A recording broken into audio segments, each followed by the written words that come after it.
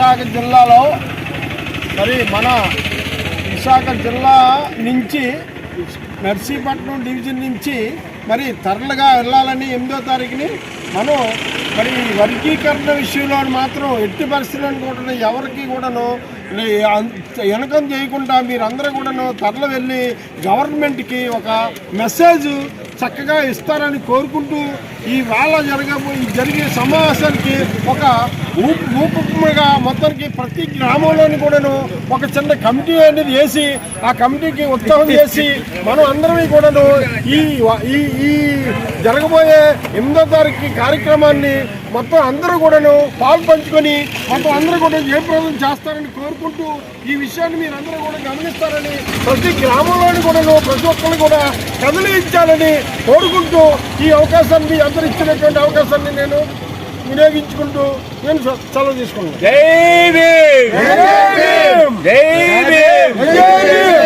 జై భీమ్ మిత్రులారా, ఈరోజు ఈ బొడ్డుపల్లి గ్రామంలోని ఇక్కడ ఉన్నటువంటి దళితవాడలో గ్రామస్తులు పెద్దలందరినీ కూడా కలుసుకోవడం జరిగింది. డిసెంబర్ 8వ తారీఖున విశాఖపట్నంలో ఉత్తరాంధ్ర మానవ గర్జన కార్యక్రమం ఏర్పాటు చేయడం జరిగింది. మధువాడ రాంబాబు గారి పిలుపు మేరకు ఈ యొక్క నర్సీపట్నం డివిజన్ మొత్తం కూడా అన్ని ఏరియాల్లో కూడా తిరిగి మాలలందరూ కూడా చైతన్యపరిచి మందాకృష్ణ మాదిగా అనేక విధాలుగా మాలలు దోచేస్తున్నారని, వివిధ రకాలుగా అవాకులు చవాకులు పేలుతున్నాడు. అటువంటి విధానాన్ని ఈ 30 సంవత్సరాలు కూడా మాలలు దూరంగా ఉండి అదే వాళ్ళేం చేస్తారని ఆలోచనతో ఉండిపోయాము. కానీ ఇప్పుడు మన అందరం కూడా ఈ రిజర్వేషన్లు కాపాడుకోకపోతే మళ్ళీ మనం వెనక్కి వెళ్ళిపోయే పరిస్థితి ఉంది.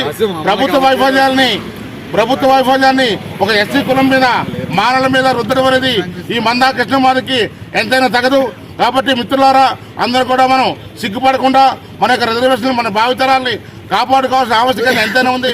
కాబట్టి ఇంటింటికి కూడా ప్రతి ఒక్కరు కూడా ఈ మహోద్యమ కార్యక్రమంలో పాల్గొని జయప్రదం చేయవలసిందిగా డిసెంబర్ 8వ తారీఖున మానలందరూ కూడా చైతన్యవంతులై ప్రతి గ్రామం నుండి కూడా వేలాదిగా వాహనాల్లో విశాఖపట్నం వచ్చి ఈ కార్యక్రమాన్ని జయప్రదం చేస్తారని పెద్దపట్టేపట్టి వాస్తువులందరినీ కూడా మనస్ఫూర్తిగా కోరుకుంటూ నాకు ఈ అవకాశం మీ అందరూ కూడా జై భీమ్ తెలియజేసుకుంటూ జోహార్ బాబాసాహెబ్